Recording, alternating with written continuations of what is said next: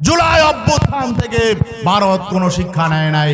সংগ্রামী ভাইরা, জুলাই মানুষের মধ্যে যে আকাঙ্ক্ষা তৈরি হয়েছিল বাংলাদেশকে পুনর্নির্মাণের এবং বাংলাদেশে একটি সংস্কার কার্যক্রম পরিচালিত হবে, রাজনীতিতে গুণগত পরিবর্তন আসবে, সুশাসন প্রতিষ্ঠা হবে, ন্যায় বিচার প্রতিষ্ঠা হবে, বেকারত্ব দূর হবে এবং সুদ ঘুষ দুর্নীতি দূর হবে, চাঁদাবাজি দূর হবে, এমন আকাঙ্ক্ষা নিয়ে জুলাই অভ্যুত্থান হয়েছিল। কিন্তু আমরা দেখতে পেলাম নির্বাচনের মধ্য দিয়ে একটি সরকার গঠিত হয়েছে, কিন্তু দেশের মৌলিক কোনো পরিবর্তন হয় নাই।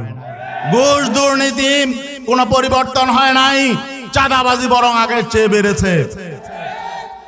এটা আমরা মনে করি জুলাই আকাঙ্ক্ষার বিপরীতে এই অবস্থান আমরা মেনে নিতে পারি না। সংগ্রামী ভাইরা, জুলাইয়ের এই আকাঙ্ক্ষা বাস্তবায়নের জন্য সকল রাজনৈতিক দল মিলে একটি সনদ করেছিল, একটি রাষ্ট্র সংস্কারের জন্য। এই সনদ জনগণ বিপুলভাবে ভোটে নির্বাচিত করেছে। গণভোটের মধ্য দিয়ে সনদ মানুষের আকাঙ্ক্ষার প্রতীকে পরিণত হয়েছিল।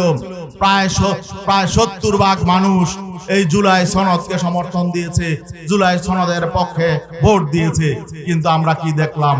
এই সরকার অনেকটাই তারা জবাবদিহিতার বাইরে থাকতে চায়। আমরা এই সরকার ব্যর্থ হোক, এটা আমরা চাই না। এই সরকার আবার আওয়ামী লীগ হয়ে যাক, এটাও আমরা চাই না। কিন্তু আমরা কি দেখতে পাচ্ছি? এই জবাবদিহিতার আওতায় তারা আসতে চায় না। জুলাই সনদে জবাবদিহিতার যে জায়গাগুলো ছিল এগুলোকে তারা পাশ কাটাতে চাচ্ছে। আরেকটা মৌলিক বিষয় হলো, সেটা বিএনপিও তাদের ইশতেহারে অন্তর্ভুক্ত করেছিল যে এই পার্লামেন্ট নির্বাচনের পরে উচ্চ কক্ষ হবে। জুলাই সনদে উচ্চ কক্ষ ছিল এবং ভোটের রেশিওতে উচ্চ কক্ষ হবে। এটা জুলাই সনদের একটি মৌলিক বিষয়। আজকে 5 মাস অতিক্রান্ত হচ্ছে বর্তমান সরকারের, বর্তমান পার্লামেন্টে। আগামী আগস্টে 6 মাস পূর্ণ হবে। জুলাই সনদ স্পষ্ট আছে 6 মাসের মধ্যে পিয়ারের ভিত্তিতে উচ্চ কক্ষ হতে হবে।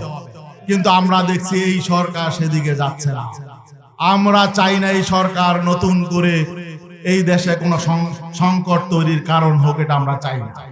আবার নতুন করে আমাদেরকে আন্দোলন কর্মসূচি নিয়ে মাঠে নামতে হবে, এটা আমরা চাই না।